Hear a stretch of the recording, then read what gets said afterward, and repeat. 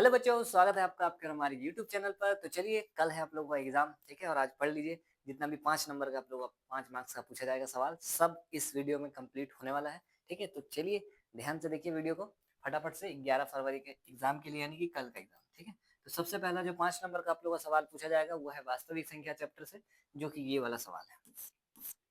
सिद्ध कीजिए कि √5 एक अपरिमेय संख्या है। चलिए साबित करते हैं फटाफट। कैसे होगा? सबसे पहले तो हल लिखते हैं। लिखेंगे क्या? माना हम लोगों को √5 को अपरिमेय साबित करना है। मान लेंगे कि √5 एक परिमेय संख्या है, उल्टा मानेंगे, ठीक है। √5 क्या है? एक परिमेय संख्या है। अगर √5 एक परिमेय संख्या है तो फिर हर परिमेय संख्या को हम लोग P बटे Q के रूप में लिख सकते हैं, ठीक है। जहां पर हम लिख देते हैं थोड़ा सा P और Q का इंफॉर्मेशन। P व Q क्या है? सहअभाज्य संख्या है, सहअभाज्य संख्या है, तथा Q 0 के बराबर नहीं है। सहअभाज्य संख्या P और Q क्या है? सहअभाज्य। P और Q पूर्णांक होता है, आप लोग जानते हैं। परिमेय संख्या P और Q पूर्णांक है, और ऐसा पूर्णांक है जिसमें P का और Q का जब हम लोग गुणनखंड कर रहे हैं तो गुणनखंड में कोई भी चीज, कोई भी नंबर सेम नहीं है सिवाय एक के। एक ही दोनों में सेम है, इसीलिए उन लोगों को हम लोग सहअभाज्य बोल रहे हैं, ठीक है। चलिए हम क्या कर रहे हैं? Q को अकेला करना चाहते हैं। Q को इधर कर रहे हैं, √5 को इधर कर रहे हैं, ठीक है। तो √5 आ जाएगा कहाँ? नीचे आ जाएगा इधर, तो ये बन जाएगा P बटे √5। हम अगर वर्ग करते हैं, ठीक है, वर्ग करने पर देखिए, वर्ग अगर करते हैं तो क्या होगा?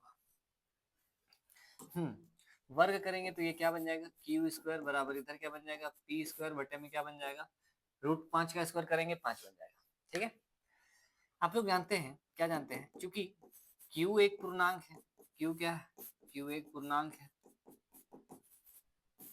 ना। सहअभाज्य तो है ही, मतलब पूर्णांक है, ऐसा पूर्णांक है जो सहअभाज्य है, ठीक है।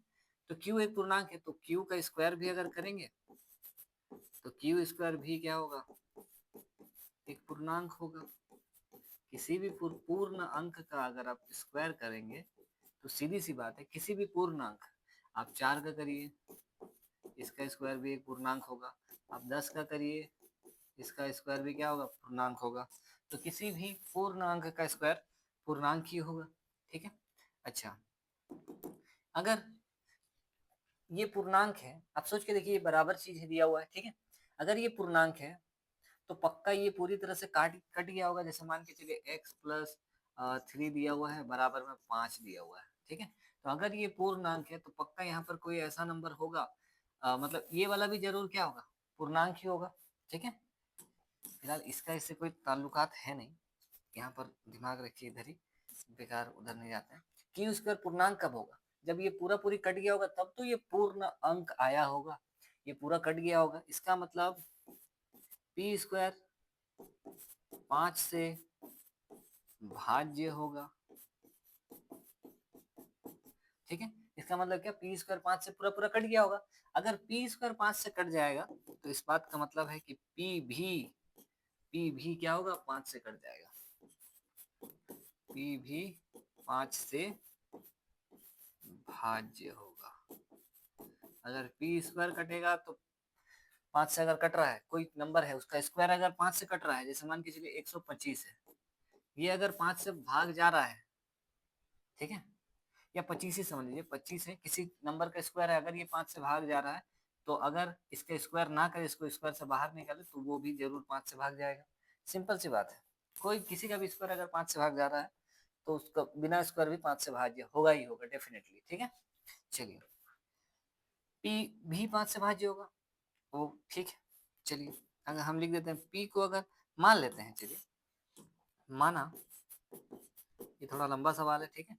माना P को 5 से भाग देने पर वो कुछ आ रहा है नंबर K1 आ रहा है, जहां पर K1 क्या है? K1 एक पूर्णांक है। K1 क्या है? K1 एक पूर्णांक है, ठीक है। K1 क्या है? K1 एक पूर्णांक है। चलिए ठीक है, हम यहाँ से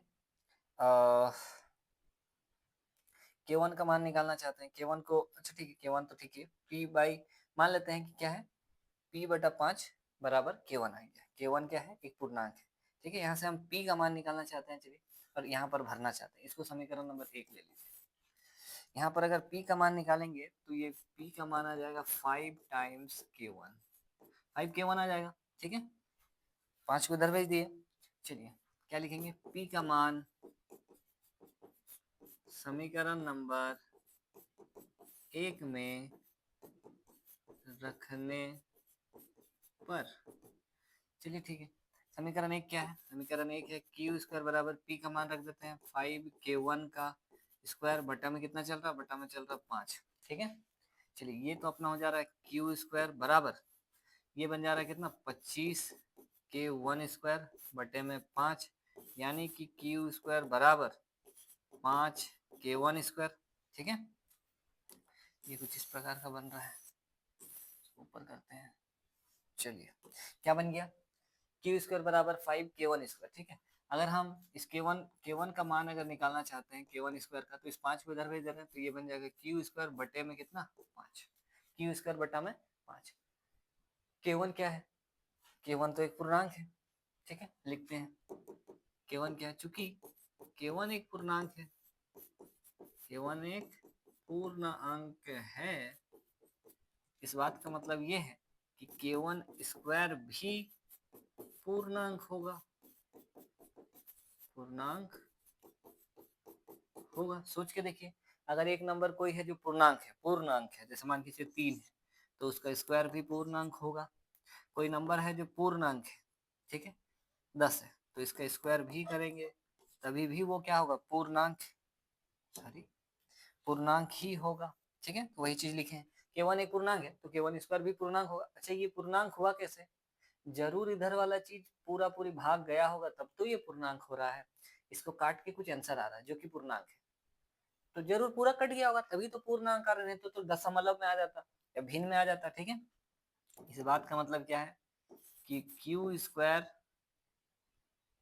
5 से भाज्य है, पूर्णांक है, मतलब कि क्यू स्क्वायर 5 से भाज्य होगा। अगर किसी का स्क्वायर 5 से कट रहा है तो वो सिंपल भी नंबर 5 से भाज्य होगा ही होगा, ठीक है। तो मतलब क्यू भी 5 से क्या होगा, भाज्य होगा, ठीक है, क्यू भी 5 से कटेगा।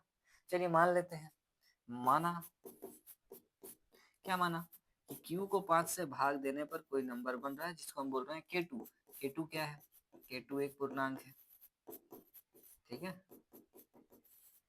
K2 क्या है, K2 एक पूर्णांक है। चलिए ठीक है, यहाँ पर Q का यहाँ पर Q का मान निकाल लेते हैं। चलिए Q का मान कितना आ जाएगा, Q बोले तो अपना आ जाएगा 5K2, ठीक है। Q क्या आ जाएगा 5K2, इसको समीकरण नंबर 2 ले लेते हैं, इसको समीकरण नंबर 3 ले लेते हैं, ठीक है। चलिए आप देख सकते हैं समीकरण 2 और 3 में क्या लिखा हुआ है, P बराबर 5K1, Q बराबर 5K2, मतलब हम लोग जो बोल रहे थे कि P और Q क्या है, सह अभाज्य संख्या है, मतलब उसका एक के अतिरिक्त और कोई उभयनिष्ठ गुणनखंड नहीं है, वो बात गलत हो गया है ना। सहभाज्य संख्या नहीं है, सहभाज्य नहीं है मतलब पूर्णांक नहीं है, पूर्णांक नहीं है मतलब ये P बाई Q के रूप में हम लोग लिख ही नहीं सकते, मतलब हम लोग गलत धारणा कर लिए हैं कि ये परिमेय है, ये परिमेय ही नहीं है, ये अपरिमेय संख्या है, बस इसको भाषा में लिखना है अब, ठीक है, इस चीज को बस भाषा में लिखना है। क्या लिखेंगे कि समीकरण नंबर 2 तथा 3 से स्पष्ट है कि P व Q के एक के अतिरिक्त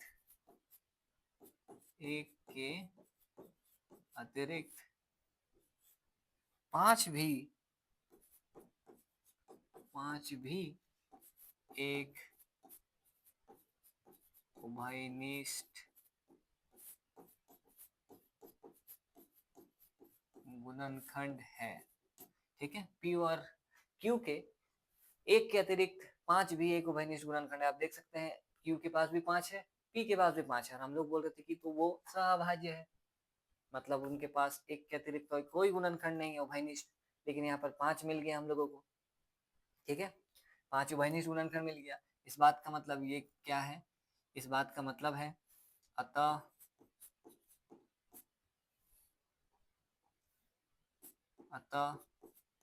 P व Q सहअभाज्य नहीं है। P और Q सहअभाज्य नहीं है। ठीक है, P और Q सहअभाज्य नहीं है, इस बात का मतलब है अतः P और Q अगर सहअभाज्य संख्या नहीं है तो इसका मतलब है कि √5 एक अपरिमेय संख्या नहीं है, अपरिमेय है, अतः √5 एक। ठीक है, या फिर एक लाइन और लिख सकते हैं, यह हमारे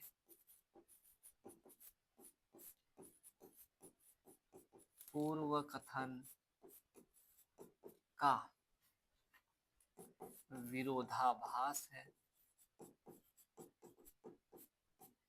विरोधाभास है। इसका मतलब है अतः √5 एक क्या है, अपरिमेय। गलत लिख दिया क्या?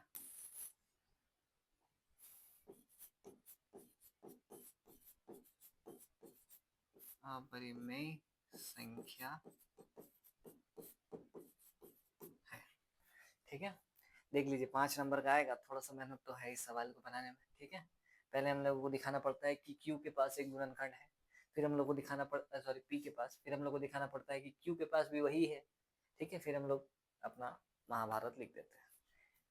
देख लीजिए कहीं पर भी अगर कुछ डाउट है, बाकी प्रैक्टिस चाहिए सवाल को बनाने के लिए काफ़ी। ठीक है, प्रैक्टिस करिए, समय भी नहीं है आप लोग के पास। ठीक है, एक बार देख के जाइए, देख के जाइए कि किस प्रकार से होगा। बाकी ये सवाल मैंने बहुत पहले वीडियो में डाला था कि बनाइए, ये सवाल इम्पोर्टेंट है, आ सकता है। चलिए आगे बढ़ते हैं, ये सवाल हो चुका है। ठीक है, √5 एक अपरिमेय संख्या। ठीक, आगे बढ़ते हैं, सारे सवाल ये सब हो चुका है। सारा इम्पोर्टेंट सवाल इसमें से हो चुका है।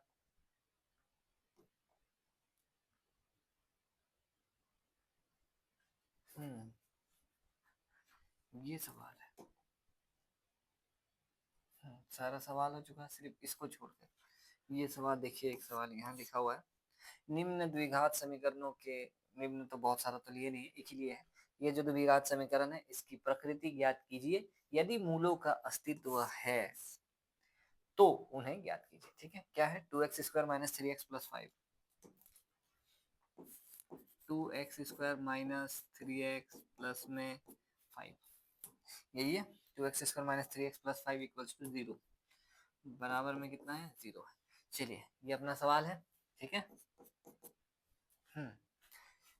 द्विघात समीकरण द्वारा द्विघात समीकरण है, मतलब ये आपको विविक्तर द्वारा सॉल्व करना है, अगर अस्तित्व है तो कैसे करेंगे। देखिए ये सवाल तो डेफिनेटली आएगा परीक्षा में, मतलब लिख के लीजिए आप, कितना बार, वेरी वेरी इंपॉर्टेंट, आप लिख लीजिए, ये सवाल जरूर परीक्षा में आएगा। बहुत इजी सवाल है, बहुत आसान, 5 नंबर में सबसे आसान यही है। चलिए सोल्यूशन। ठीक है, ये x² के साथ वाला को क्या बोलेंगे, a बोलेंगे, x के साथ वाले को चिन्ह के साथ क्या कहेंगे, b कहेंगे, और कांस्टेंट टर्म को क्या बोलेंगे, c बोलेंगे। सबसे पहले तो हम लोगों को विविक्त कर यानी कि d का मान निकालना होगा, जो कि होता है b² - 4ac, ये इसका सूत्र होता है। ठीक है, चलिए d बराबर b का स्क्वायर यानी कि -2 का स्क्वायर -4 × a × में कितना c, b इक्वल्स टू, ये कितना आ जा रहा है, ये आ जा रहा है 4 है ना, माइनस का स्क्वायर प्लस 2 का स्क्वायर 4, इधर कितना हो जा रहा है, 5 के 20 और 2 40, b का मान आ रहा है माइनस का 36, यानी कि b छोटा आ रहा है 0 से, b 0 से छोटा है, माइनस का नंबर आ गया, मतलब क्या है, 0 से छोटा है। इसका मतलब इसका तो अस्तित्व ही नहीं है। ठीक है, इसका अस्तित्व नहीं है, अस्तित्व नहीं है। ठीक है, ये वाला चीज एग्जिस्ट ही नहीं कर रहा है, ठीक है। डी का मान 0 छोटा मतलब एग्जिस्ट नहीं, इसका कोई वास्तविक मूल नहीं प्राप्त होगा। तो ये सवाल तो छोड़िए, एक दूसरा सवाल ले लेते हैं, ठीक है, जिसमें मूल प्राप्त होगा, क्योंकि ये सवाल आएगा ही परीक्षा में। एक मिनट रुकिए, दूसरा सवाल ले लेते हैं। इस सवाल में तो मूल ही नहीं मिल रहा है।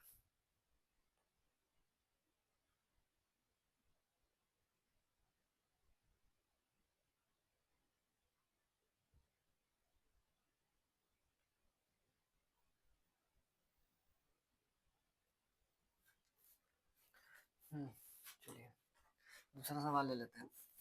2x² माइनस का 7x प्लस का 3 बराबर में 0, ठीक है।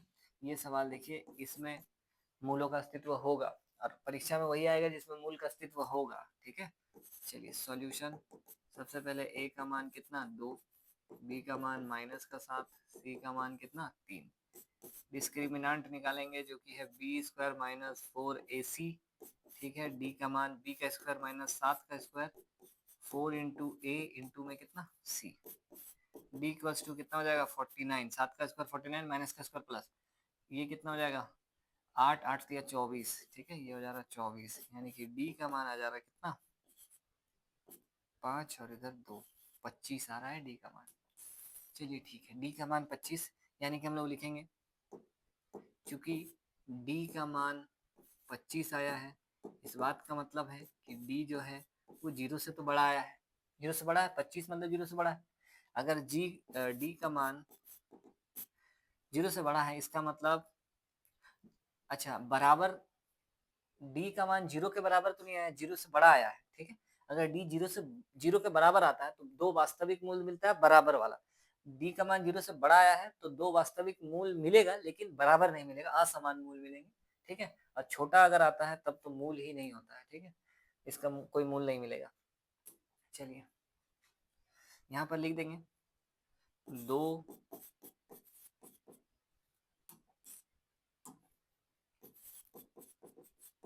वास्तविक तथा असमान मूल होंगे, ठीक है। ठीक है, क्या निकालना है इसके बाद, नेक्स्ट फॉर्मूला आपका होता है एक्स का मूल निकालने का, ये मूल है, ठीक है। एक्स बराबर -b plus minus root under D और बटा में क्या 2a, ये है सूत्र। चलिए बैठाते हैं, एक्स बराबर माइनस का b का मान कितना है देखिए -7 है, बैठा दिए, plus minus root under D का मान कितना आया देखिए 25, बैठा दिए, बटे में 2 गुना ए का मान कितना था 2, ठीक है। फिर कर देते हैं, ठीक है, x equals to minus minus कितना प्लस का 7 हो जाएगा, यहाँ पर प्लस माइनस रूट के अंदर से 25 कितना बनकर बाहर आ जाएगा 5, और 2 दूनी नीचे कितना हो जाएगा 4, एक बार प्लस के चिन्ह के साथ ले लो, 7 प्लस 5 बटे में 4, और एक बार यही चीज माइनस के चिन्ह के साथ 7 माइनस 5 और बटे में कितना 4, ठीक है। x बराबर 7 5 12 और बटा में 4, इधर x का मान कितना 2 बटे में 4, ठीक है। इधर से x का मान बन जा रहा है 4 दिया 12, इधर से x का मान बन रहा है 1/2, यही दो मूल है अपना, जो कि विविक्त कर वाला सूत्र से हम लोगों को निकालना था, है ना। अगर अस्तित्व है तो कैसे पता चलेगा अस्तित्व है कि नहीं, अस्तित्व यहाँ से पता चलेगा, अगर d का मान 0 से बड़ा आया तो अस्तित्व है, असमान मूल मिलेगा 2, अगर d का मान 0 आ गया, यहाँ पर जैसे 25 आया था 0 से बड़ा, अगर 0 ही आ जाता है तो वास्तविक मूल मिलेगा 2, लेकिन समान मिलेगा, ठीक है, दोनों आंसर सेम आएगा, 3 आया है तो 3 ही आएगा, और अगर छोटा हुआ 0 से तो इसका मतलब कोई मूल नहीं होगा। इसमें से एक नंबर का सवाल भी एक तो बनता है, ठीक है, दे दिया जाएगा, बोलेगा कि इसका अस्तित्व है या नहीं, ठीक है, ये मूल होंगे कि नहीं होंगे, या कैसा मूल होगा, ठीक है, तो ये चीज ध्यान में रखिएगा।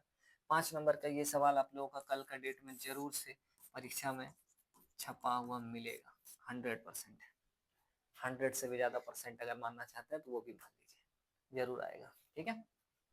चलिए ये हो गया दूसरा 5 नंबर का सवाल।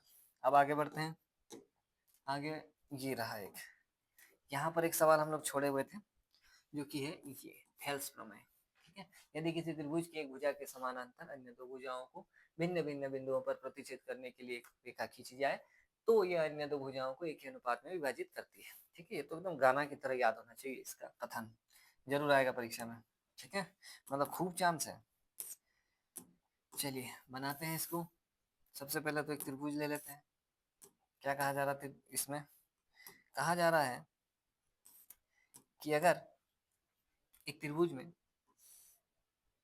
एक हम लोग किसी भुजा के, त्रिभुज की किसी भुजा के समांतर एक अन्य भुजा हम लोग अगर खींचते हैं, समांतर मतलब एक रेखा अगर खींचते हैं, ये रेखा इसके समांतर हम खींच दिए, ठीक है, तो ये जो दो समांतर रेखाएं हैं, मतलब ये जो रेखा है वो इस त्रिभुज के बाकी दो भुजाओं को, इसको हम इसके समानांतर खींचे हैं, तो इसको छोड़कर बाकी दोनों भुजाओं को समान अनुपात में विभाजित कर देगी। यही चीज है, खींची जाए तो ये अन्य दो भुजाओं को एक ही अनुपात में विभाजित कर देगी, ठीक है। नामकरण करते हैं, चलिए। ये ए है, ये बी है, ये सी है, ये डी है, ये ई है, ठीक है। क्या दिया हुआ है क्वेश्चन में? क्वेश्चन में दिया हुआ है कि डीई बीसी के समानांतर है। साबित क्या करना है कि एडी बटा डीबी बराबर होगा एई बटा ईसी के, ठीक है। चलिए लिखते हैं पहले तो। सबसे पहले क्या दिया है, साफ सुथरा लिखिएगा पूरा पेपर में, ठीक है। प्रैक्टिस तो आप जैसे तैसे कर सकते हैं, लेकिन लिखिएगा जब पेपर में वहां पर तो बढ़िया से लिखिएगा। दिया है, क्या दिया है? त्रिभुज ए बी सी में डीई समानांतर है किसके? बीसी के, ठीक है। ओके, सिद्ध करना है। क्या सिद्ध करना है? क्या सिद्ध करना है? देखिए, एडी बटे डीबी, एडी बटे डीबी बराबर होगा एई बटे ईसी के, एई बटे ईसी के। ये रेखा अगर इसके समानांतर है तो बाकी दो भुजाएं समान अनुपात में विभाजित हो जाएंगी, ये साबित करना है, ठीक है। चलिए करते हैं इसको थोड़ा नीचे करके, सबको ऊपर। अब रचना, रचना देखिए, रचना, रचना बड़ा इंपॉर्टेंट रचना है। क्या है रचना? हम क्या कर रहे हैं, हम एक लंब खींचेंगे, ठीक है।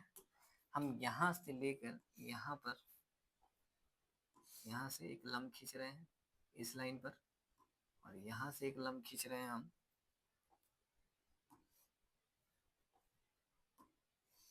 यहाँ से यहाँ पर, ठीक है। और ये बीई और ये सीडी को भी मिला रहे हैं साथ साथ, ठीक है।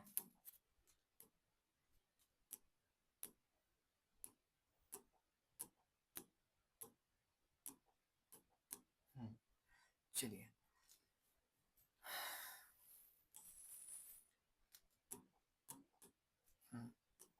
नाम दे देते हैं। A B C D E तो हो गया है, ठीक है। डी एम और एन दे देते हैं, चलिए। ये एम है, ये क्या है? एन है, बस, ठीक है।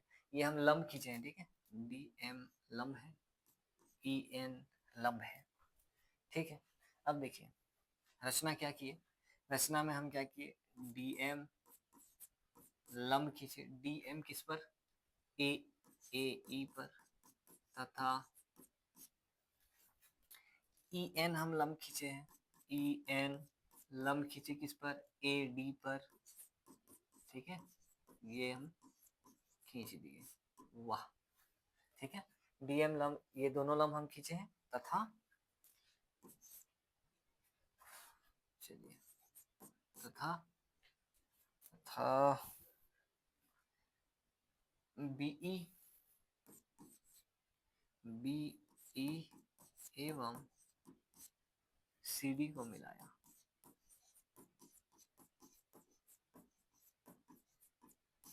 ठीक है।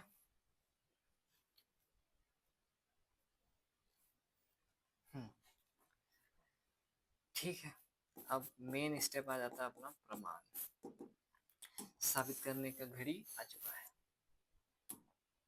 ठीक है। चलिए अब प्रमाण कैसे साबित होगा, ये चीज साबित करके दिखाना है, ठीक है। 5 नंबर का आएगा परीक्षा में, मतलब थोड़ा दमदार तो है। चलिए देखते हैं कितना दमदार है। हाँ, हम लोग को एडी बटा डीबी चाहिए, एडी मतलब ये, डीबी मतलब ये। एडी मतलब इस त्रिभुज में है, एडीसी त्रिभुज में, एडीई त्रिभुज में, ठीक है। त्रिभुज एडीई का क्षेत्रफल हम निकालना चाहते हैं। त्रिभुज एडीई का क्षेत्रफल क्या होगा? बचपन से जानते हैं हम लोग, 1/2 आधार गुना ऊंचाई, ठीक है। ठीक है, ये हो जाएगा 1/2 आधार, आधार का मतलब ये एडी, और ऊंचाई तो उस पर जो लंब पड़ा है वही तो ऊंचाई होता है, ठीक है। ये हो जाएगा एडी, और गुना में क्या, ई एन, ठीक है। समीकरण नंबर 1 रख लेते हैं इसको।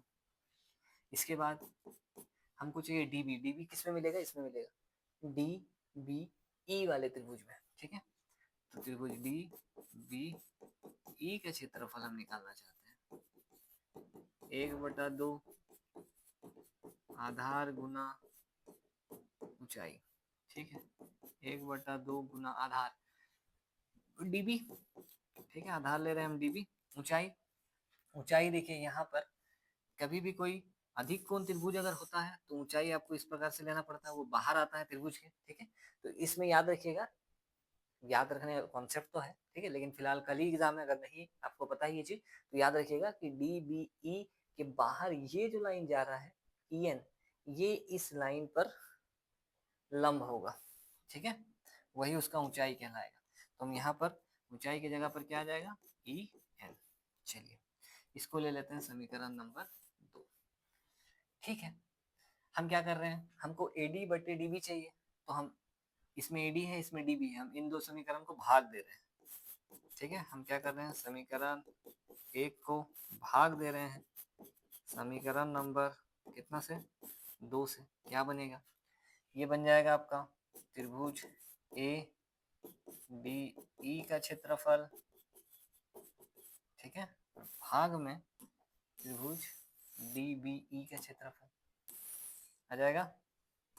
चलिए ठीक है, क्या आ जाएगा, 1/2 आधार क्या है, एडी, इंटू में क्या है, ई एन, बटा में इसका क्षेत्रफल क्या है, 1/2 डीबी, इंटू में क्या, ई एन। अब देख सकते हैं 1/2 से 1/2 कट जाएगा, ई एन से ई एन कट जाएगा, मतलब बच रहा है क्या, बच रहा है एडी बटा में क्या, डीबी, ठीक है। ये फाइनल बच रहा है, इसको समीकरण नंबर 3 ले लेते हैं। ये समीकरण नंबर अपना 3 हो गया, ठीक है। अब इस पेज में इसको हटाना तो काफी मुश्किल है, इस पेज में हटने वाला तो ये है नहीं, तो दूसरा पेज ही ले लेते हैं, ठीक है। यहाँ तक हमारा हो चुका है। अब हम आगे क्या करना चाहते हैं, हमको ये वाला देखिए हम ला दिए, एडी बटा डीबी। अब हमको ए बटा ई सी चाहिए, ए बटा ई सी, ए ये वाला है, फिर से वही त्रिभुज ए डी ई का क्षेत्रफल सेम टू सेम, और इसी चाहिए, इसी के लिए जैसे हम इसको लिए थे वैसे इसको लेंगे, ई सी डी, ठीक है। चलिए आगे बढ़ते हैं, पहले तो ए डी ई का क्षेत्रफल निकालना होगा। त्रिभुज ए डी ई का क्षेत्रफल 1/2 आधार गुना ऊंचाई, ठीक है। 1/2 आधार, इस बार हम आधार ले रहे हैं इसको, पिछला बार हम आधार इसको लिए थे क्योंकि जरूरत मेरा वही था, इस बार आधार मेरा ये ले रहे हैं हम ए, क्योंकि मेरे को जरूरत इस बार ए ई का है, ठीक है। ए ई गुना में ऊंचाई, देखिए ऊंचाई इस त्रिभुज में, इस पिछला बार हम इसको लिए थे क्योंकि आधार ये था तो लंब इस पर पड़ रहा था, इस बार आधार ये है तो लंब इस पर पड़ रहा है डीएम, ठीक है। तो इस बार डीएम आ जाएगा अपना लंब। चलिए समीकरण नंबर 4 है ना, 3 तक तो हो चुका है, समीकरण नंबर 4 रख लिया, ठीक है। अब किसका क्षेत्रफल निकालेंगे, त्रिभुज, अब जानते हैं, अब हमको क्या चाहिए, ईसी, ईसी किस में आएगा, इस त्रिभुज में आएगा, ई सी डी, इसको ले लेते हैं। त्रिभुज ई सी डी का क्षेत्रफल, ई सी डी का क्षेत्रफल 1/2 आधार गुना ऊंचाई, ठीक है। 1/2 आधार, आधार तो हम फिक्स करके लिए हैं, किसी को आधार लेंगे, ई सी, ठीक है। आधार आ जाएगा अपना क्या, ई सी। ऊंचाई देखिए जैसे इसमें ये अधिक कोण त्रिभुज था, ऊंचाई बाहर पड़ रहा था, है ना, लंब बाहर पड़ रहा था, वैसे ये भी अधिक कोण त्रिभुज है ई सी डी, तो इसका भी बाहर में थोड़ा आगे बढ़िए, जो बेस है उसके साइड में आगे बढ़िए तो मिलेगा आपको डीएम, ठीक है। तो डीएम जो है इसमें ऊंचाई है, समीकरण नंबर 5। आप देख सकते हैं जैसे हम भाग दे देंगे ए बटा इसी में आ जाएगा, तो हम अगला लाइन लिख रहे हैं कि समीकरण नंबर 4 को भाग दे रहे हैं समीकरण नंबर 5 से, ठीक है। समीकरण 4 क्या है, समीकरण पहले तो छाप देते हैं, ए डी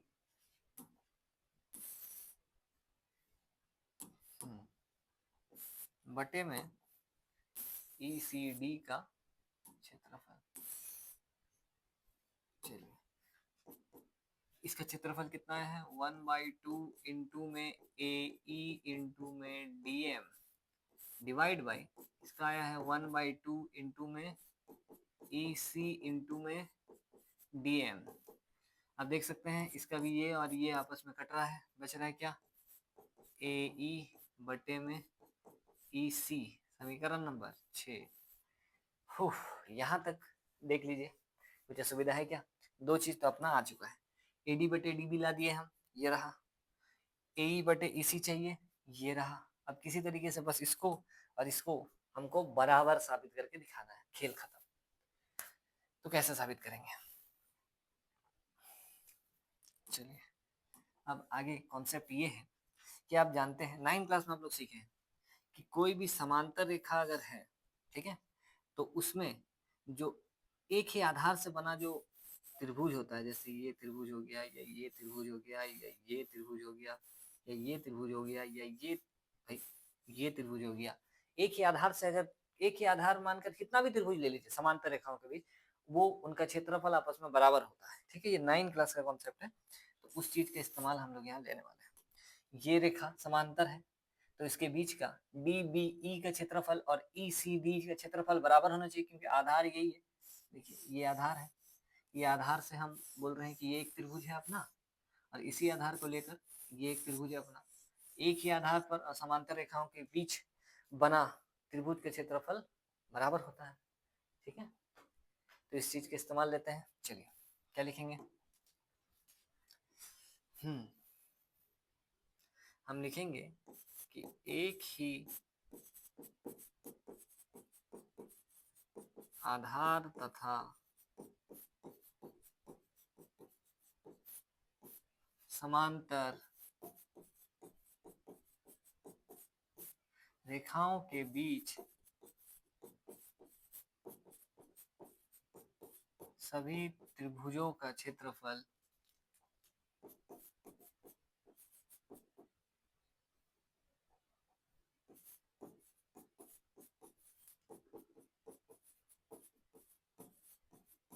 बराबर या समान होता है, ठीक है। तो अगर एक ही आधार और समांतर रेखाओं के बीच बने त्रिभुजों का क्षेत्रफल बराबर होता है तो बी डी ई का क्षेत्रफल और ई सी डी का क्षेत्रफल बराबर होना चाहिए, ठीक है। कहाँ है बी डी ई का, हाँ मतलब ये D B E, D B E का क्षेत्रफल आया है 1/2 D B into E N, ठीक है। ये इनका क्षेत्रफल है और उसका क्षेत्रफल, इसका क्षेत्रफल आया था ये वाला चीज, ठीक है। ये दोनों का क्षेत्रफल अगर बराबर है तो हम एक काम करते हैं, ठीक है, इसका क्षेत्रफल और इसका क्षेत्रफल बराबर है, ठीक है। तो हम उसका जो क्षेत्रफल है ये वाला इसीलिए इसका जो क्षेत्रफल है इसको हम उठा के यहाँ रख दे रहे हैं, ठीक है। डीबीई के बदले में हम क्या रख दे रहे हैं, ई सी डी रख दे रहे हैं, क्यों, क्योंकि दोनों का क्षेत्रफल बराबर है, ठीक है। तो उसके जगह पर हम ये रख दे रहे हैं, चलिए यहाँ पर, है ना, क्या करेंगे, हम लिख देंगे कि त्रिभुज डी बी ई का क्षेत्रफल जो है बराबर होगा त्रिभुज ई सी डी का क्षेत्रफल के, ठीक है। चलिए ठीक है, तो समीकरण नंबर 3 से, समीकरण नंबर 3 से फिर हम लोग क्या बोल सकते हैं, समीकरण नंबर 3 से बोल सकते हैं कि ये वाला बटे यहाँ पर बदल दे रहे हैं हम, ठीक है। यहाँ पर हम बदल दे रहे हैं डीबीई के बदले में हम लिख दे रहे हैं क्या, ईसीडी, त्रिभुज ए डी ई का क्षेत्रफल है ऊपर में, बटा में है त्रिभुज डी बी ई था, हाँ, उसके बदले में हम ई सी डी कर दे रहे हैं। चलिए ई सी डी का क्षेत्रफल ये आपस में बराबर है, ये दोनों आपस में बराबर है, तो डी बी के बदले में ई सी डी लिख दिया समीकरण 3 में, ठीक है। और वो आया हुआ कितना है, ए डी बटे डी बी, यही आया हुआ है, ए डी बटे डी बी, ठीक है। इसको समीकरण नंबर कुछ ले लेते हैं, कितना हुआ था, 6, समीकरण 7, ठीक है। समीकरण 7 ले लेते हैं। अब देख सकते हैं एडी का क्षेत्रफल बटे ईसीडी का क्षेत्रफल एडी बटे डीबी है ना। यहाँ पर आप देख सकते हैं, अच्छा यहाँ पर तो हम दिखा दिए, चलिए एडीई का क्षेत्रफल बटे ईसीडी का क्षेत्रफल इतना है। यहाँ पर अब जस्ट ऊपर में देखिए एडीई का क्षेत्रफल बटे ईसीडी का क्षेत्रफल एई बटा ईसी है, यार समीकरण 7 से पता चल रहा है कि वो एडी बटा डीबी है, समीकरण 6 से पता चल रहा है वो एई बटे ईसी है। तो हम समीकरण नंबर 6 और 6 और हाँ 6 और 7 का इस्तेमाल करके क्या बोल सकते हैं, समीकरण 6 और 7 का इस्तेमाल करके बोल सकते हैं कि ये इसके बराबर है, ये चीज इसके भी बराबर है, तो ये दोनों आपस में बराबर होगा, ठीक है। तो बस यहीं पर लिख देते हैं, ठीक है।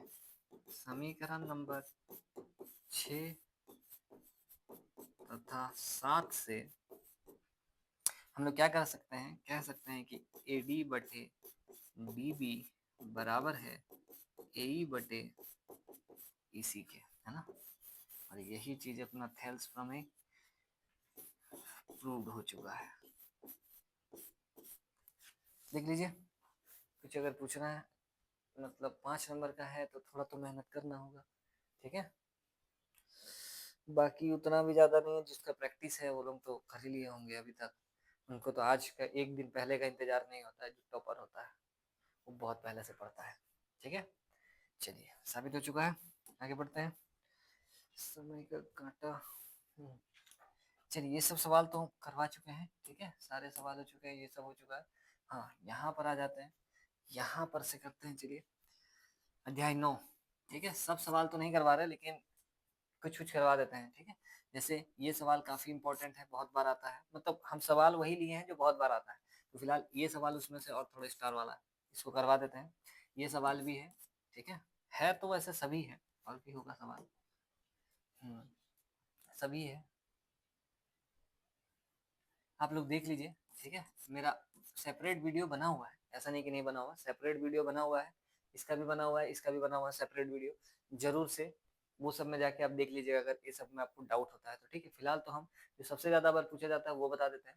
सबसे ज्यादा बार आपको पूछा जाता है ये सवाल और एक ये सवाल, ठीक है। तो फिलहाल ये सवाल करते हैं, आंधी आने से एक पेड़ टूट जाता है। हम आप लोग को एक सवाल बताएंगे, ठीक है, ये तो बहुत आसान है, एक सवाल बता रहे हैं या 2 सवाल। ये देखिए, आंधी आने पर एक पेड़ टूट जाता है और टूटा हुआ भाग इस तरह से मुड़ जाता है कि पेड़ का शिखर जमीन को छूने लगता है, ठीक है, और इसके साथ 30 डिग्री का कोण बनाता है। पेड़ के पाद बिंदु से, पेड़ के पाद बिंदु की दूरी जहां से पेड़ को शिखर को जमीन को छूता है, पेड़ का शिखर जमीन को छूता है 8 मीटर है, पेड़ की ऊंचाई ज्ञात करें, ठीक है। देखिए सवाल कुछ इस प्रकार का है कि एक पेड़ था, है ना, ये अरे एक पेड़ है, ठीक है, पेड़ जो है टूट गया, आंधी आया, पेड़ टूट गया, यहाँ से पेड़ टूट गया, ठीक है।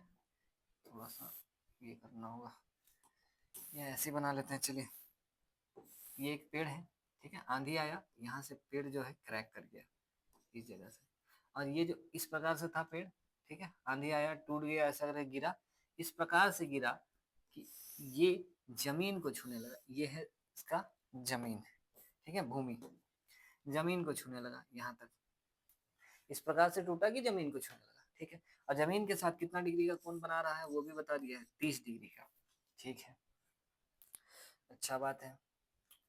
तो कहना क्या चाहता है वो लोग देखते हैं, ठीक है, इसको मिटा देते हैं, आगे नहीं बढ़ाते हैं। कहना चाहता है कि पाद बिंदु से दूरी जहाँ जमीन को छूता है, अच्छा ठीक है, पेड़ का पाद बिंदु मतलब ये वाला पेड़ जहाँ से बढ़ना शुरू हुआ है ऊपर की तरफ, ये पाद बिंदु से जहाँ से जमीन को पेड़ का शिखर छूता है, ये दूरी दिया हुआ है, कितना है, 8 मीटर, ठीक है। तो पेड़ की ऊंचाई पता करनी है कि पेड़ की ऊंचाई कितनी थी, ठीक है, चलिए ठीक है, नामकरण करते हैं, कोई दिक्कत वाली बात नहीं है। नामकरण करिए, ए, ये बी, ये सी और ये डी। आपको क्या चाहिए, पेड़ की ऊंचाई चाहिए, तो यानी कि आपको यहाँ से लेकर ये पूरा व्हाइट वाला मार्क चाहिए।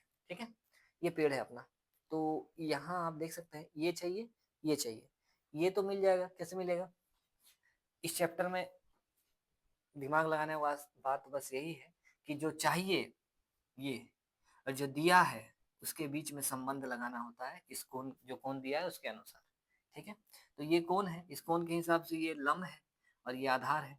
लंब बटे आधार यानी कि P by B, P by B यानी कि टेन थीटा, टेन का ही फॉर्मूला P बाई बी होता है। ठीक है, लंब बटे आधार, तो 10 लगाएंगे, ये हिस्सा मालूम पड़ जाएगा। ठीक है, तो चलिए लगाते हैं। सबसे पहले तो लिखना होगा आपको, क्या क्या क्या आपको पता है, पेड़ की ऊंचाई पता है हमें, है ना। इस प्रकार से लिखिए, पेड़ की ऊंचाई क्या है, ए से सी है ना, ए सी पूरा पेड़ की ऊंचाई, जिसमें दो टुकड़ा हो गया बाबा रे, पेड़ टूट गया, ए बी और बी सी हो गया हिस्सा। ठीक है, ये दोनों निकालना है, जोड़ देंगे, पेड़ की ऊंचाई पता चल जाएगा। ठीक है, पाद बिंदु से शिखर की दूरी, है ना, पाद बिंदु से शिखर की दूरी ये दिया हुआ है, पाद बिंदु से शिखर की दूरी कितना है, 8 मीटर है, और कोण दिया हुआ है। ठीक है, कोण B D C, B D C कितना डिग्री, 30 डिग्री। ये सवाल भी आसान है। ठीक है, आसान होता है, मतलब इस चैप्टर का भी जो सवाल है ना, ये आसान होता है। 5 नंबर मतलब लेने के लिए, हेल्स प्रमेय तो काफी बड़ा है, देख सकते हैं आप लोग, रूट 5 वाला भी काफी बड़ा था, लेकिन वो जो विविक्तर वाला बना है वो आसान है, ये भी बहुत आसान होगा। चलिए, हमको इस त्रिभुज में काम है, इस त्रिभुज का नाम लिखिए, क्या नाम है, त्रिभुज बी सी डी में। ठीक है, हम बी सी डी में काम करना चाहते हैं, क्या लगाएंगे, हम फैसला कर लिए 10 लगाएंगे, टेन थीटा बराबर P बाई बी होता है, P by B tan theta होता है। ये कौन है, इसके हिसाब से ये P है, ये B है, जो निकालना है और जो दिया है उसी के बीच का संबंध लगाया जाता है। ठीक है, इसीलिए हम ये और ये ले रहे हैं, P बाई बी। ठीक है, चलिए, टेन थीटा का मान दिया हुआ है 30 डिग्री, P, P का मतलब ये BC, और B का मतलब क्या, B का मतलब है CD। ठीक है, मान बैठा दें, टेन 30 डिग्री का मान कितना उठा, टेन 30 डिग्री का मान 1/√3 होता है।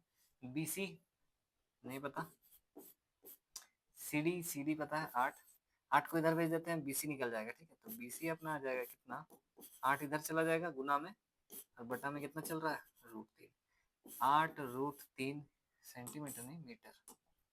ठीक है, ये BC आ रहा अपना यहाँ से। अब हमको ये वाला हिस्सा भी चाहिए AB, लेकिन इसमें तो कोई त्रिभुज ही बन नहीं रहा है, कैसे पता चलेगा।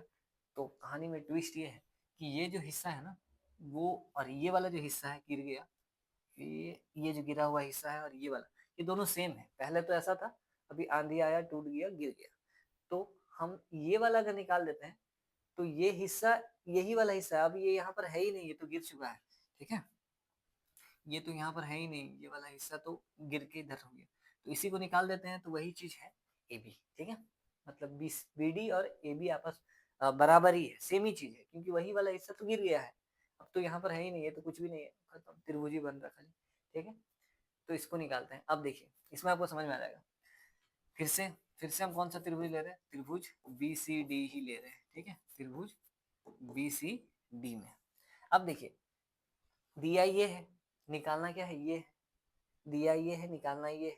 आप सोच के देखिए, ये P है, ये B है, ये H है। ठीक है, ये H है और ये क्या है, B है, तो H by B, H by B क्या होता है, H बटे में B। आप लोगों को पता है B बाई H जो होता है वो कॉस होता है, तो H बाई बी क्या हो जाएगा, H by B sec theta है। ठीक है, तो आप यहाँ पर सेक थीटा लगाइए, यानी कि इस जगह पर क्या लग जाएगा, सेक थीटा, जो कि होता है H बटा B। चलिए, थीटा का मान बैठाते हैं, थीटा का मान तो 30 डिग्री है, बैठा दिए। H का मान ये BD, B का मान कितना, 8। ठीक है, सेक 30 डिग्री का मान, तो कॉस 30 डिग्री का मान होता है √3 3/2, ये हो जाएगा 2/√3। यहाँ पर क्या है, BD है, यहाँ पर क्या है, 8 है। BD को अकेला कर रहे हैं हम, इसको इधर भेज रहे हैं गुना में, तो BD अकेला हो जाएगा अपना, BD बराबर 8 दूनी कितना, 16 बटे में कितना, √3 मीटर। BD आ गया। ये रहा BD, ये रहा BC, और ये हिस्सा मिलकर ही ये पूरा पेड़ है। दोनों को जोड़ देते हैं, आ जाएगा उत्तर। ठीक है, चलिए आगे बढ़ते हैं। पेड़ की ऊंचाई क्या चाहिए हम लोगों को, पेड़ की ऊंचाई ये पेड़ की ऊंचाई तब कितना आ जाएगा, आप देख सकते हैं यहाँ पर AB, AB का मतलब ये, अरे AB को ही हम लोग क्या बोल सकते हैं, BD, तो यहाँ पर हम लिख देते हैं BD प्लस, है ना, ये पेड़ की ऊंचाई AC, AC बराबर BD और BC। ठीक है, BC का तो कुछ चेंज नहीं है, ये चीज समझ गया ना आप लोग कि यही हिस्सा ये वाला था, टूट के गिर गया, तो AB के बदले में BD लिख रहे हैं क्योंकि ये हिस्सा टूट के गिर गया है। चलिए, तो ये आ जाएगा AC बराबर BD कितना, 16/√3 प्लस BC कितना, ये 8√3। चलिए AC बराबर, एलसीएम लेंगे तो ये आ जाएगा √3, √3 से √3 कट जाएगा, 16 जोड़ 8, यानी कि AC बराबर 24/√3, है ना, ये अपना आ जा रहा है कितना, 24/√3।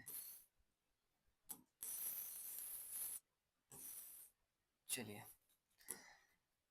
नीचे रूट वाला आंसर हम लोग नहीं छोड़ सकते हैं, ठीक है, तो इसका परिमेयकरण करना होगा, या आप इसको काट सकते हैं डायरेक्टली, ऐसा बोल सकते हैं आपके 8 तिया 24 होता है, 8 3 लिखे और बटा में कितना, √3। AC बराबर 8 गुने √3 का मतलब 2 बार गुना में 3 है, ठीक है, सॉरी पूरा गोटा 3 का मतलब 2 बार √3 और बटा में कितना, √3, तो AC का मान आ जाएगा, √3 से √3 कट जाएगा तो 8√3 मीटर। ये आप लोग एकदम याद कर लीजिए कि हाँ भाई, पेड़ टूटने वाला जो सवाल है उसमें 8√3 मीटर उत्तर आता है। ठीक है, ये एकदम फिक्स है कि मतलब परीक्षा में बहुत बार आ जाता है, एकदम याद रखिए आंसर, ठीक है, गलत नहीं होना चाहिए। यहाँ पर आप परिमेयकरण करते तभी भी आपका उत्तर वही आता, आप परिमेयकरण करते √3 से ऊपर नीचे गुना करते, ठीक है, ये 3 बन जाता, ये 24√3, 3 का पारा से ये कट जाता 8 बार में, ठीक है, उससे भी होता, कोई दिक्कत नहीं है, इससे भी हो जाएगा, है ना। देख सकते हैं आप लोग, ये सवाल भी बहुत इजी होता है, इस चैप्टर का हो गया, विविक्तर वाला हो गया 5 नंबर, ये सब छोड़ने वाला सवाल नहीं है। माध्य माध्यक बहुलक हो गया, बहुत आसान सवाल है सब, ठीक है। चलिए, इसके बाद इसके बाद हम लोग, समय काफी हो जाएगा, ठीक है ना, सब बहुत इजी है, आप लोग ट्राई करिए, सब मेरा बना हुआ सेपरेट वीडियो बना हुआ, सब आप देख सकते हैं, ठीक है। एक ये सवाल मेरे को बहुत बड़ा इंपॉर्टेंट लग रहा है। अच्छा ठीक है, बाकी सब कर लेते हैं, माध्य माध्यक बहुलक, है ना, सब कर लेते हैं, उसके बाद समय कितना रहता है उसके हिसाब से देखते हैं, हम लोग बनाते हैं। चलिए, ये सब हो चुका है, ये सब है आपका, ये सवाल हो गया, ये सवाल हो गया, ठीक है, ये सारा इंपॉर्टेंट है।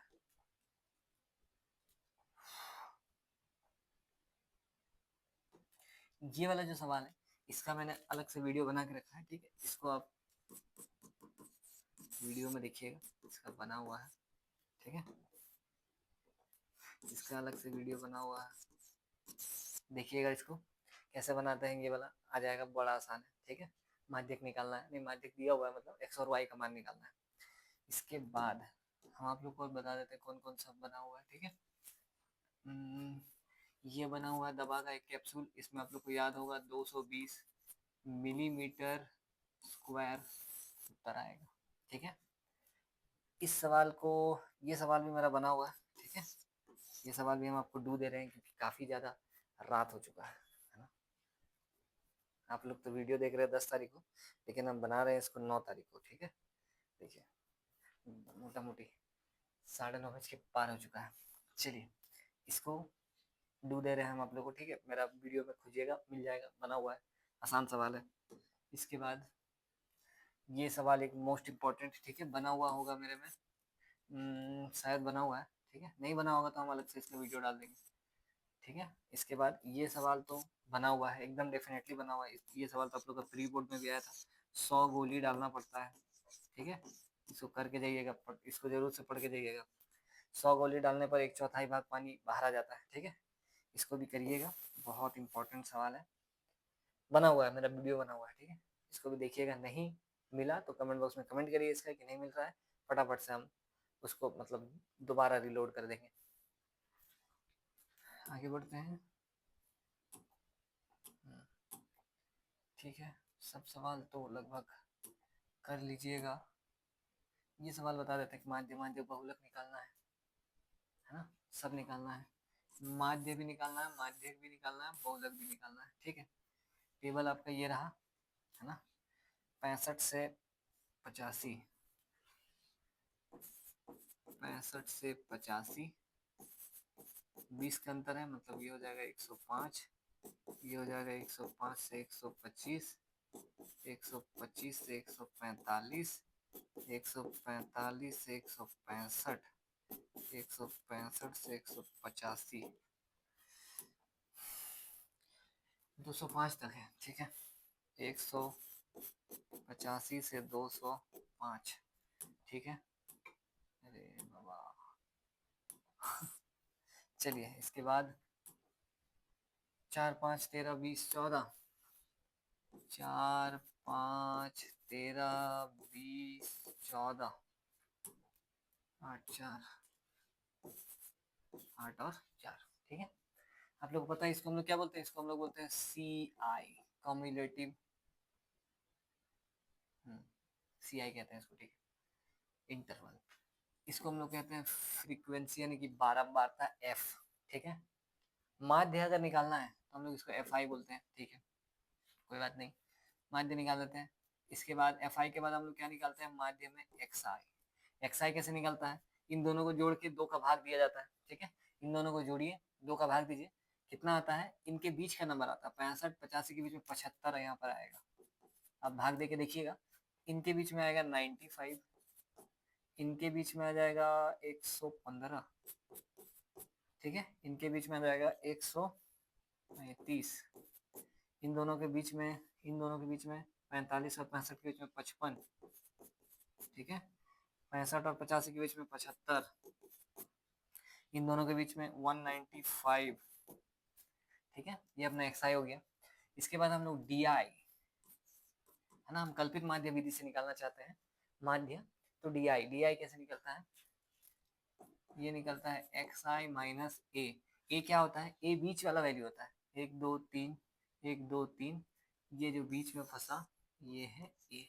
जब कुछ नहीं फंसता है, जब सम संख्या में अगर हो तो, जैसे सम संख्या में अगर होगा ना, तो इन दोनों में से आप किसी को भी ले लीजिएगा, उत्तर मतलब सही होगा, कोई गलत नहीं होगा। चलिए, ये होता है DI, ठीक है। XI माइनस A, XI ये रहा, A ये रहा, XI इसमें से इसको अगर घटाएंगे तो माइनस में आएगा, छोटा में से बड़ा घटाएंगे तो, ठीक है। तो इसका आ जाएगा 75, मतलब 25 और इधर 35, 65 60, ये 60 आ रहा है, ठीक है, माइनस का 60, इसमें आ रहा है कितना 5 और इधर 40, माइनस का 40 आएगा, इसको इसको इसमें से इसको घटाएंगे तो 20, माइनस का 20, है ना, 20 का अंतर चल रहा है, इधर भी 20 का अंतर था, इधर भी 20 का अंतर चल रहा है, ठीक है।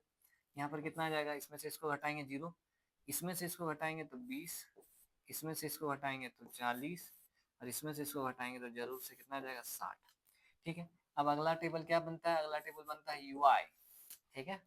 और UI का टेबल कैसे बनता है, ये UI का टेबल बनाना तो बिल्कुल आसान होता है, आप सीधा 0 के आगे 0 लिखिए, फिर माइनस का 1 लिखिए, -2 लिखिए, -3 लिखिए, इधर 1 लिखिए, प्लस का 2, प्लस का 3, और अगला होता है FIUI, यही मेरा मेन वाला है, ठीक है। चलिए FIUI, ये रहा FI, 4 3 12, ये रहा 5 दूनी 10, ये रहा -13, 0 से गुना करेंगे 0, 1 से 14 गुना करेंगे 14, 2 को 8 से करेंगे 16, 3 को 4 से करेंगे 12, ठीक है। यहाँ पर हमको योग चाहिए, ठीक है, और कहाँ चाहिए, यहाँ पर चाहिए। क्यों क्यों चाहिए इन्हीं का, क्योंकि कल्पित माध्य विधि का जो सूत्र होता है वो होता है माध्य बराबर A plus sigma f i u i divide by sigma f i. ठीक है, ये सूत्र है। चलिए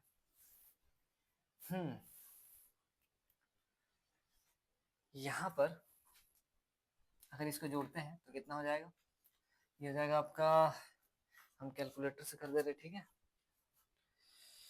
फटाफट।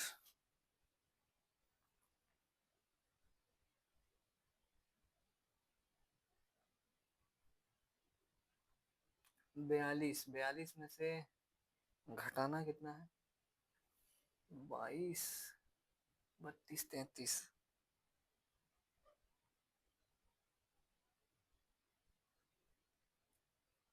12, 13, 35 घटाना है। ठीक है, 42 माइनस 35 आपका 7 हो रहा है, प्लस का, है ना, ये प्लस का 7 आ रहा है। ठीक है, इसको जोड़ने पर कितना आ रहा है, जोड़ लेते हैं।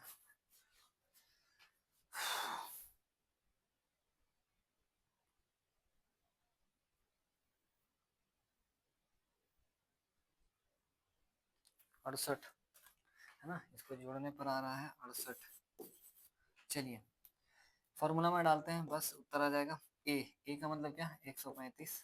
ठीक है, plus sigma f i u i कितना, ये रहा सिग्मा, इसी को हम लोग बोलते हैं सिग्मा एफ आई यू आई। ठीक है, और इसको हम लोग बोलते हैं सिग्मा एफ आई।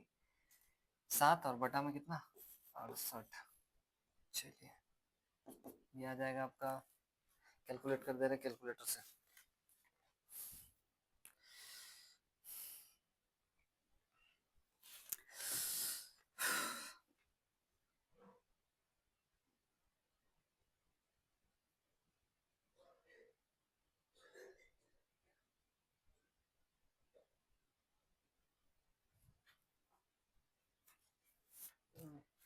यहाँ पर हमारा एच भी छूट गया है फॉर्मूला में, सॉरी, यहाँ पर एक एच भी होता है सूत्र में। ठीक है, तो एच का मान है अपना, एच का मतलब इंटरवल। ठीक है, कितना है, 20। तो इसको गुना करेंगे तो ये आ जाएगा 135, 140, 68। ठीक है, तो ये आ जाएगा 135 जोड़, इसको भाग देने पर ये आ जाएगा, ये आ जाएगा 2.05।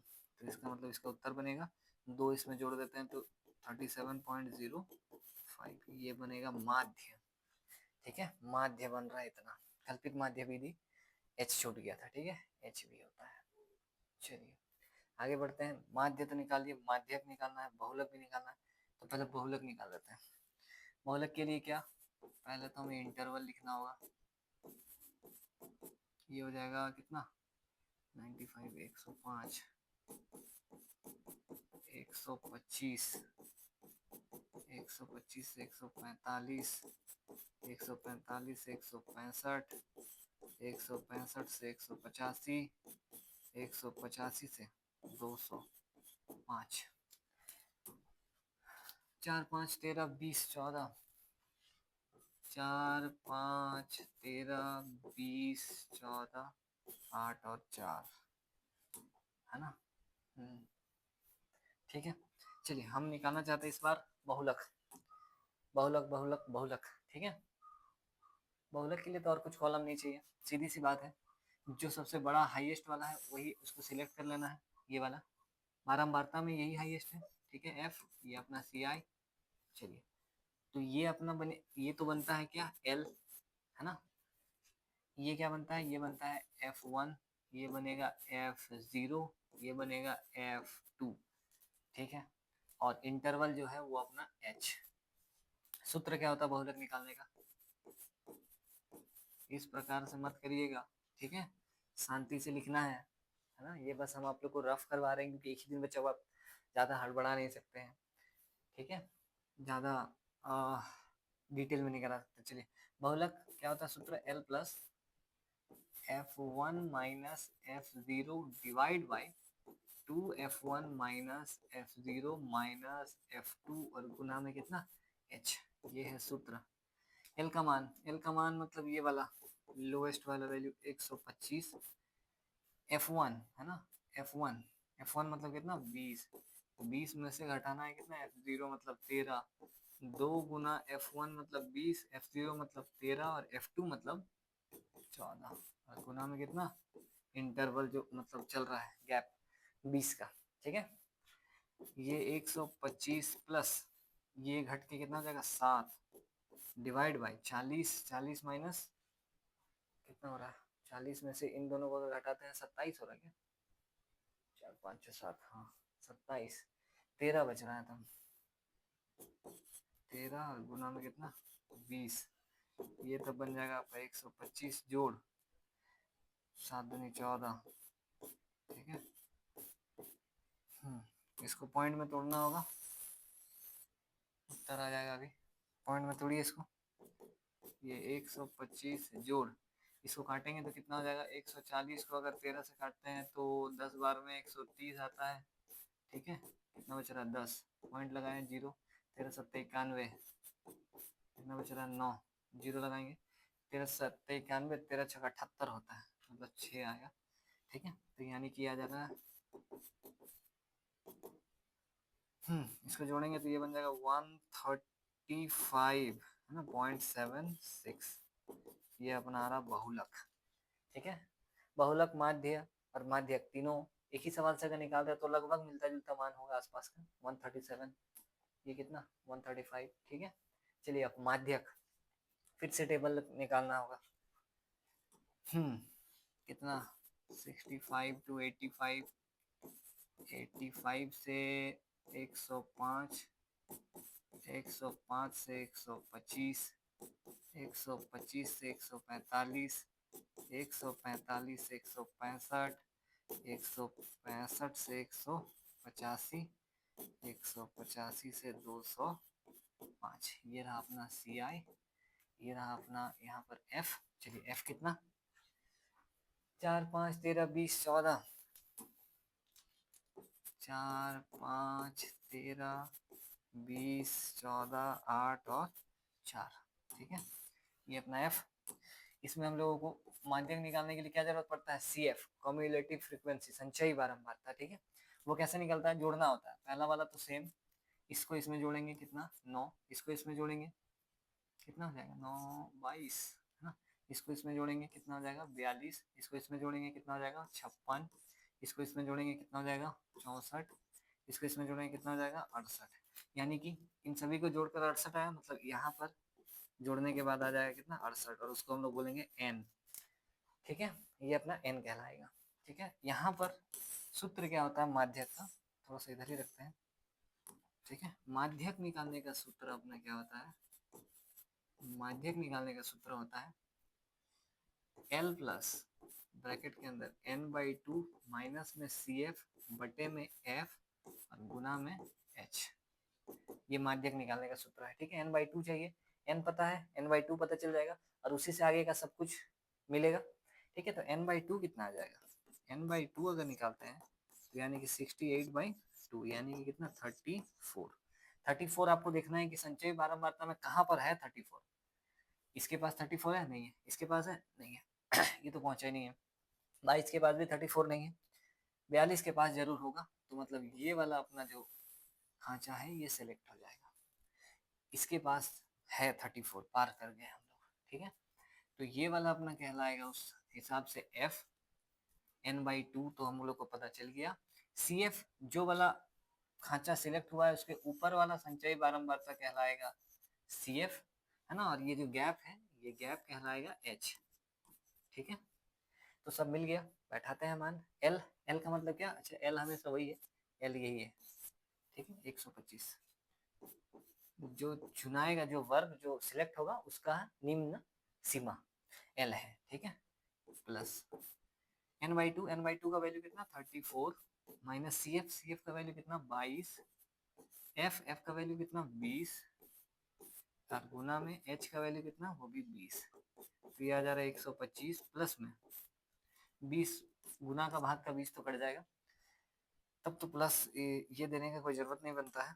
ठीक है, इसको हटा देते हैं सीधा, इसमें से इसको घटाएंगे कितना जरा 12, 22, 32, 34, 12, ये आ जा रहा 137। ठीक है, ये आ रहा माध्यक।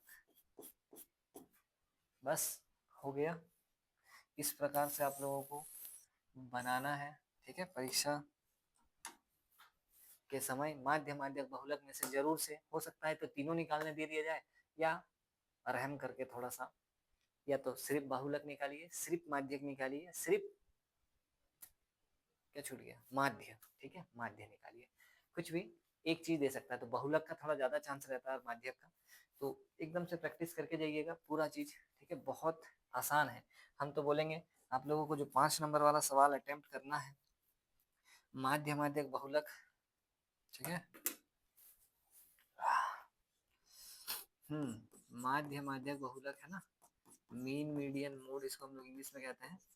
ये वाला सवाल अटेम्प्ट करिए एक ठो।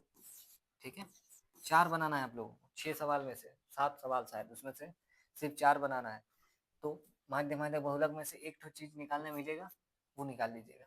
ठीक है, इसके बाद विविक्तर वाला जो सूत्र था, ठीक है, विविक्तर डिस्क्रिमिनांट वाला जो था, विविक्तर, ये जो सूत्र था, ठीक है, b बराबर बी स्क्वायर माइनस 4ac, जिससे अस्तित्व का जांच कर रहे थे, है ना, इससे एक बनाने वाला आएगा, वो जरूर बनाइएगा। ये बनाना है आपको, ये बनाना है। ठीक है, 4 सवाल बनाना है। एक तो हाइट एंड डिस्टेंस, ऊंचाई और दूरी, वो जो आंधी आने पर पेड़ टूट गया, ठीक है, उसका सवाल बड़ा आसान है, उसको बनाइए, ऊंचाई और दूरी को बनाइए। ठीक है, बहुत आसान है। इसके बाद चौथा, चौथा आपका देखिए, इसके बाद तो आपके पास ऑप्शन है ना। आपको अभी हम थेल्स प्रमेय भी बताएं, प्रमेय 6.1 बनाइए या तो, ठीक है, या फिर ये हार्ड लग रहा है तो इसको मत बनाइए, आप √5 या √2 एक अपरिमेय संख्या है वो वाला बनाइए। एक तो इन दोनों में से बनाना ही होगा। ठीक है, और एक सवाल आपका वो वॉल्यूम वाला चैप्टर से है, ठीक है, आयतन वाला चैप्टर से, 100 गोली डालने पर 1/4 पानी बाहर आ जाएगा, वो वाला बनाइए। या मतलब उसी चैप्टर में अर्धगोले के ऊपर शंकु अध्यारोपित है, या बेलन रसगुल्ला वाला, ठीक है, इस तरीके का जो है, ठीक है, ये दोनों साइड में अर्धगोला लगा हुआ है, इस प्रकार का मिठाई का वॉल्यूम या चाशनी वाला जो सवाल था, ठीक है, ये वाला चैप्टर का एक तो बनाइएगा। तो इसको तो अटेम्प्ट करिए, 1 2 3 तो एकदम अटेम्प्ट करना है। इन दोनों में से एक तो अटेम्प्ट करिए, कोई भी अगर शक रहे, दोनों आसान है, देखिए कोई ये नहीं है। थेल्स प्रमेय कर लीजिए, ये ज्यादा आसान है।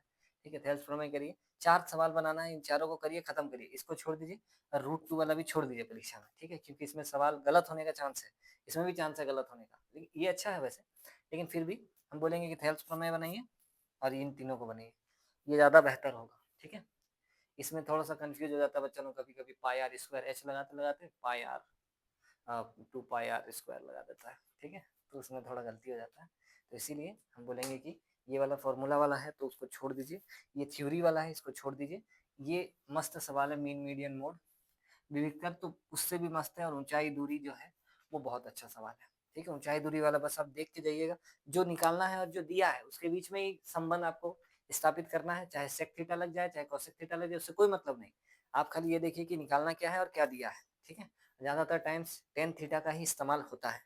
ठीक है, और ये प्रमेय 6.1 को करके जाइएगा बहुत अच्छा तरीके से, है ना। और एक चीज और, सिर्फ प्रमेय 6.1 को मत देखिएगा, बाकी जो प्रमेय है हम वीडियो बना चुके हैं आप लोगों के लिए, सारे प्रमेय का वीडियो आपको मिल जाएगा, तो उसमें देखिएगा प्रमेय 6.2 3 4 5 किस प्रकार से बनता है, एक बार देख के जाइएगा खाली, ज्यादा इंपॉर्टेंट यही वाला है, लेकिन कभी कभी पूछ देता है वो भी।